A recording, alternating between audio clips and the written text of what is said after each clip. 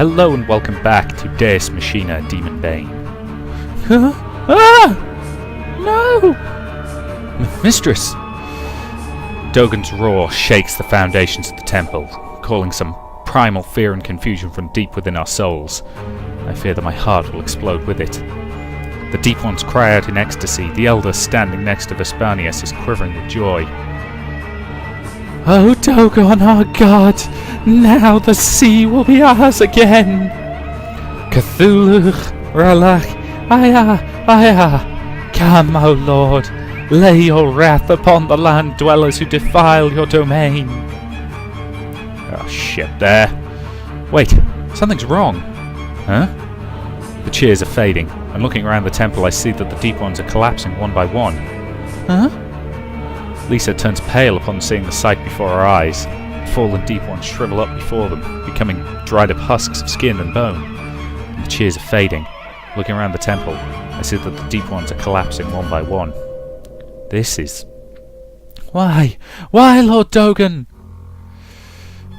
Dagon? Dagon. You know how to pronounce this one, Richard. The old man's glee has vanished, and he stares up at the altar and questions his god. And Dagon's body is still growing larger. Anyone with magic talent can see. The life energy of the Deep Ones is flowing into that monster. Feeding upon the life of its worshippers, Dagon is becoming even more massive. It's eating them! The Deep Ones! The girl standing on Dagon's head looks down upon us with cold, inhuman, and multicoloured eyes. And she speaks. Not enough. Huh? Life. Not enough. The stars. Not right. The time. Too soon. Blutnenor Muflonar. The gods. Still. Sleep beneath the sea. Power not enough. Power. Hungry. Dagon is wrathful. Rah! Rah! Vespanius guffawing ensues. Oh, I see. Oh, I thought as much. Forgive me, Elder. It appears that your god's manifestation is incomplete. He's using your life energies to replenish his power. You tricked us. Oh, what are you saying, Elder? Think about it. You will become sacrifices to your god. How beautiful, how lovely your martyrdom shall be, and your souls will surely reach Relay. Damn you! Vespanius shifts his stick into the left hand and lifts his right hand before the elder. Galvar! A different face emerges from his palm, its jaws open wide, and it's over in a second. The shark-like maw closes upon the old man's head. Blood rains down. The old man, whose entire upper half has been eaten by the face, falls down, and Vespanius looks this way and smiles. Now then, dear Jukuru, if you don't do something about this, who knows what will happen? I doubt his ravenous hunger will be sated by the Deep Ones alone. If you're careless, he'll eat you next. You son of a bitch! I throw the scimitar at Vespanius, and the whirling blade cuts through him. But only his cloak is there, for his body is disintegrated into countless playing cards. What the... Let us meet again, dear Jukuru. His mirthful laughter surrounds us, the echoes fading slowly, but only the scimitar remains there. He got away. Shit. Mistress! The princess staggers, and the butler grabs her just as she's about to fall. She's sweating profusely, her breath shallow. Shit! Dagon's draining her life force. The fourth seal is the Eldar sign. It banishes the forces of menace and antagonism. Ha! Al chants a spell and a glowing pentagram appears on the princess's forehead, and her suffering ceases immediately. I've erected a barrier around her. Get her as far away from Dagon as possible. Understood. Kuru, what about you? I look at Al, sitting on my shoulder, who exchange a firm nod. Well, I can't let that monster roam free, can I? Leave this to us and go. Kuru. Miss Lisa, pardon me. Ah! Sticking the princess and Lisa under his arms, the butler takes off, running, vanishing from the temple in the blink of an eye. Alright. Major swing. I spread my wings and fly past Dagon's face, and shuddering with horror at its rotten stench and its polluted eyes, its unearthly growls. Pushing back my fear and revulsion, I streak towards the relay text. Al-Azif? Cut! The blade of the scimitar slices through the relay text. At the instant it touches her, she bursts and drops into green water. Green water is soaked up by Dagon's shell.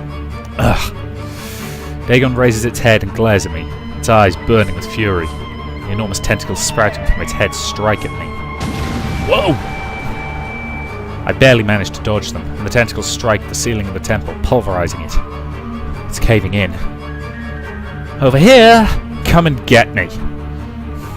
I fly through the collapsing ceiling into the open air, into a raging storm. The rain and wind lash me with their fury, and looking down I see Dagon burst through the roof of the temple. Alright, Al, we can summon Demonbane from here. What do you think the transfer system's for? Hell yeah, let's do it! Here we go! All the birds on the island take to the air, and all the beasts in the forest run for the hills. They flee from the approaching danger. Their wild instincts know. And they know how great, how powerful, how savage it is.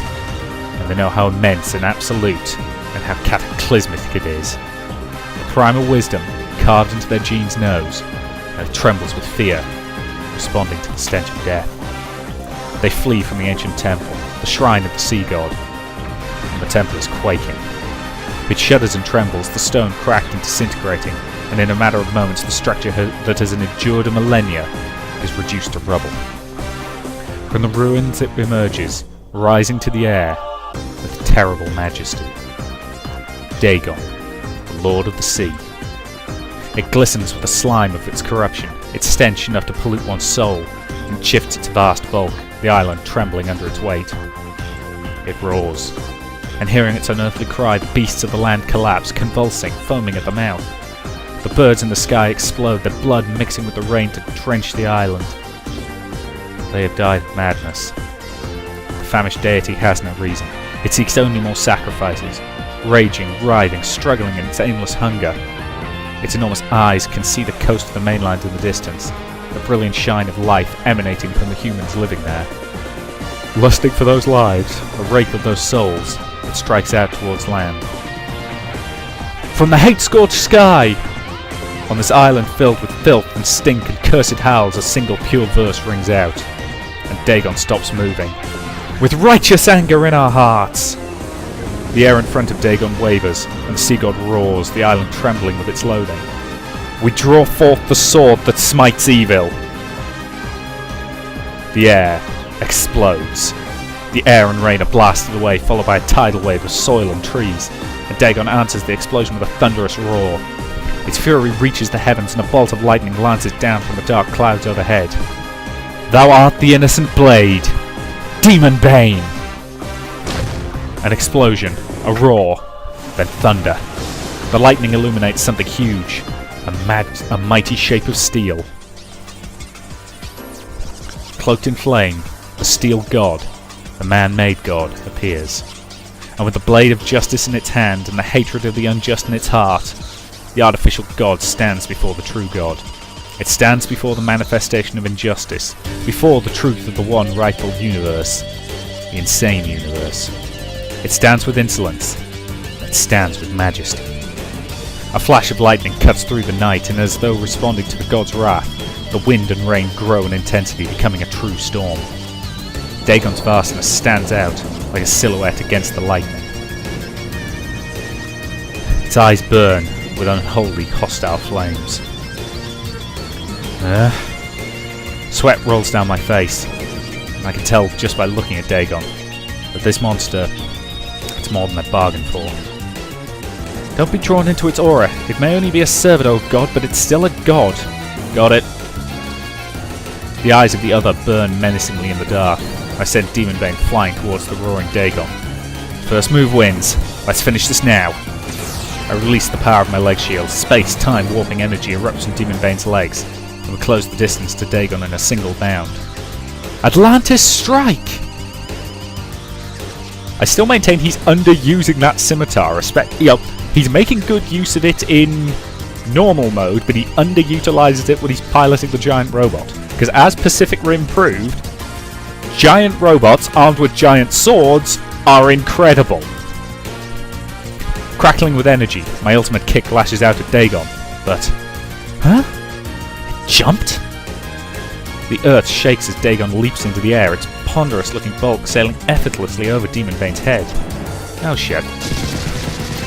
As it passes overhead, I unleash the Vulcan cannons upon it, and trace around streaked through the darkness, cutting into Dagon's belly. Foul green blood rains down on us as Dagon's roar echoes through the night.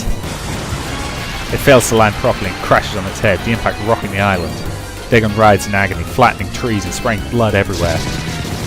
I continue to blast it with the Vulcans, and sensing our attack, Dagon leaps to the air again, despite its wounds, avoiding the heavy hail of bullets.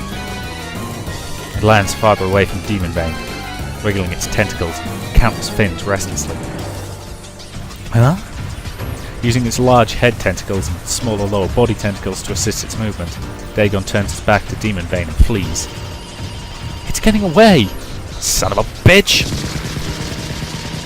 I lay into Dagon with the Vulcans, but unlike its stomach, its back is protected by a hard shell that completely deflects the bullets. Tcha! We run after him.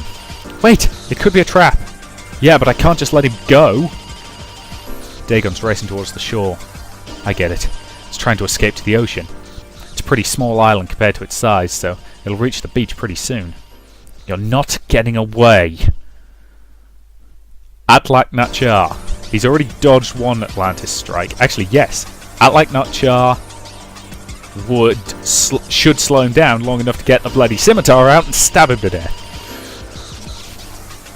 If it gets to the ocean, we'll be at a serious disadvantage. We have to finish him on land. We've got to stop him from moving. Ha! Demonbane leaps to the sky, the beams of its hair cutting down through the night. The mane glows brighter as I toss it towards the enemy and unleash the spell.